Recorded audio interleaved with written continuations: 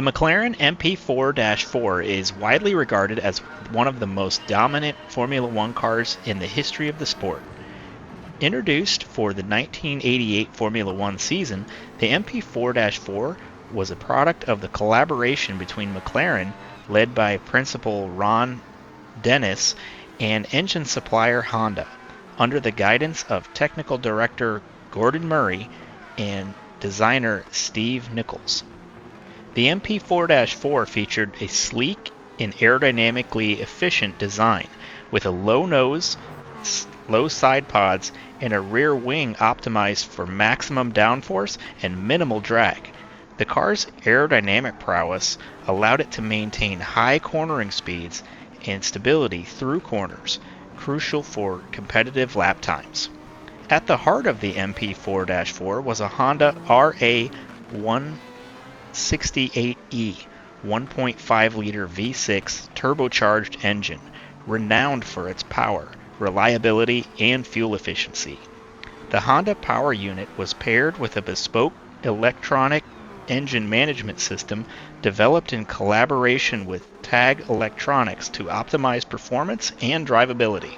The McLaren utilized advanced materials such as carbon fiber for its monocoque chassis and bodywork, resulting in a lightweight yet rigid structure. The car's lightweight construction contributed to its agility and responsiveness on the track, allowing for drivers to extract maximum performance from the chassis and powertrain. The MP4-4 featured a sophisticated suspension system with double wishbones at the front and rear, and advanced dampening technology to maintain optimal tire contact with the track surface. The car's suspension setup, combined with its aerodynamic grip, ensured precise handling and exceptional stability under braking and acceleration. McLaren and Honda enjoyed unparalleled success during the 1988 Formula One season, with drivers Ayrton Senna and Alain Prost at the helm of these cars. The car's combination of power, reliability, and handling prowess proved unbeatable, leading to remarkable strings of victories and podium finishes throughout the season.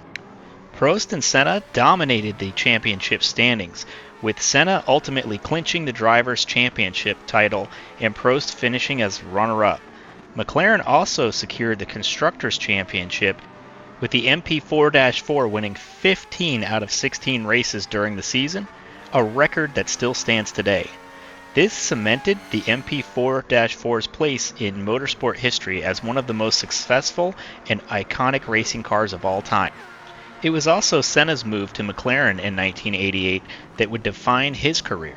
Paired with the legendary McLaren-Honda combination, Senna dominated the sport, winning 3 world championships in 1988, 1990, and 1991. During this period, Senna's rivalry with fellow great Alain Prost reached legendary proportions, producing some of the most memorable moments in motorsport history. Beyond his on-track achievements, Senna's impact transcended the realm of motorsport. He was revered for his unwavering dedication to his craft, his relentless pursuit of perfection, and his deep spirituality. Off the track, Senna was known for his philanthropy, particularly his efforts to improve the conditions for underprivileged children in Brazil. Because of his success on the track, Honda approached Senna to provide feedback on the NSX's handling and performance characteristic which they were developing at the time. Senna's involvement in the development of the NSX was more than just a marketing gimmick.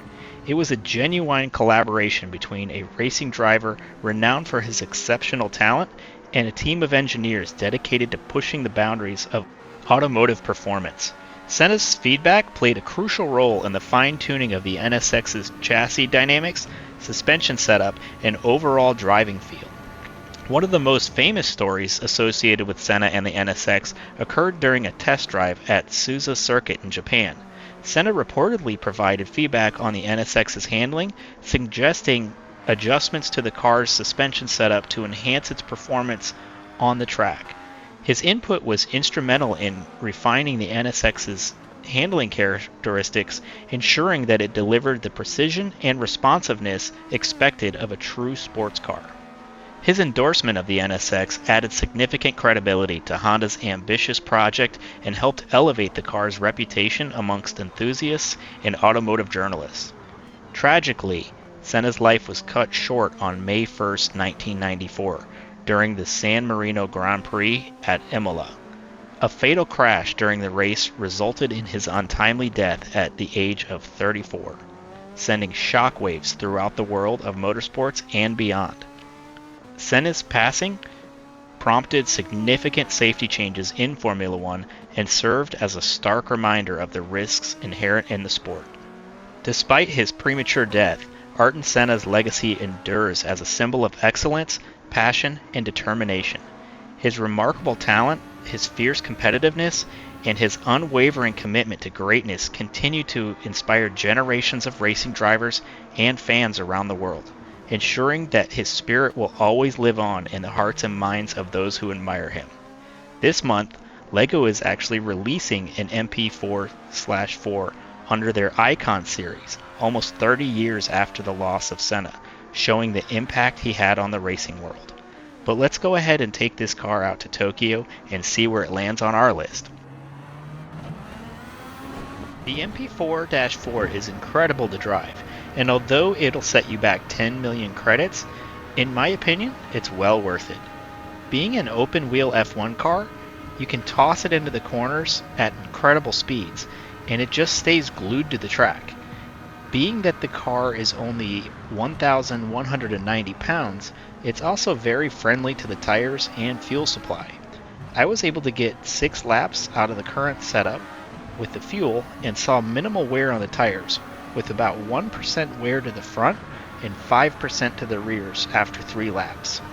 Maxed out, the car ends up with 675 horsepower with the mid-range turbo, and this thing does rev pretty high, so this might be a candidate worth swapping over to the high RPM option.